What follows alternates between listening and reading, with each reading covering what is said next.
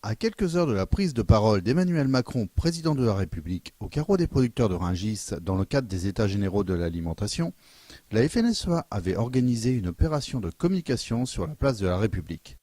Sur le thème « Votre alimentation a un prix, notre métier a un prix », l'ensemble des régions françaises ont proposé aux 10 000 visiteurs tout un panel des produits régionaux. La région Île-de-France a décidé de vendre des salades au juste prix rémunérateur pour le producteur. Autant dire qu'à 50 centimes la salade, cette opération a été un succès. Au prix de vente d'1,39 voire 1,60 € dans les commerces bordant la place de la République, les Parisiens se demandaient si les salades ne faisaient pas le voyage à pied depuis le carreau des producteurs de Rungis. La qualité et la fraîcheur des salades franciliennes ont ravi les Parisiens. Écoutons maintenant Christiane Lambert, la présidente de la FNSEA, sur les raisons de cette opération de communication. C'est une mobilisation des agriculteurs à Paris, le jour où le président Macron va parler des états généraux de l'alimentation.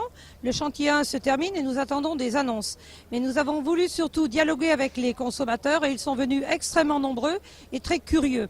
Ils nous interrogent sur la construction des prix, pourquoi la salade d'Île-de-France qui est présentée ici, vendue 50 centimes pour que le producteur gagne sa vie, se retrouve en magasin 2 rues plus loin à 1,89 €, ce qui permet aux agriculteurs présents d'expliquer qui capte les marges, à quel niveau et pourquoi depuis 2 ans les prix des agriculteurs sont écrasés et pourquoi les revenus sont en vraie difficulté.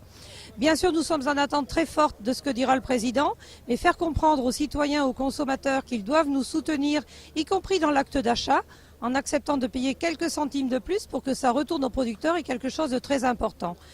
Et nous participerons au deuxième temps des États généraux de l'alimentation pour montrer aussi tout ce que les agriculteurs ont fait comme évolution et transformation dans les exploitations et dire évoluer, oui, nous savons faire, à condition que nous ayons 2 choses. 1, la rentabilité et 2, l'accès à la modernité, c'est-à-dire à l'innovation, à la recherche, aux nouvelles pratiques. L'un ne peut pas aller sans l'autre. Donc c'est un message global.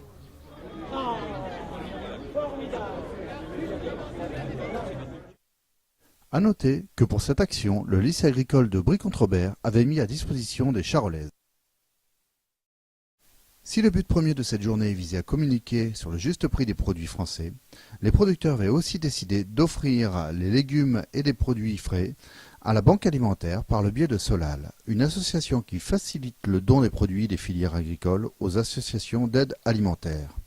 Ce sont pas moins de 2 camions frigorifiques qui ont été remplis. Votre marchand, la grande surface, votre épicier, n'importe quoi. Vous allez chez vous, vous avez votre boucher.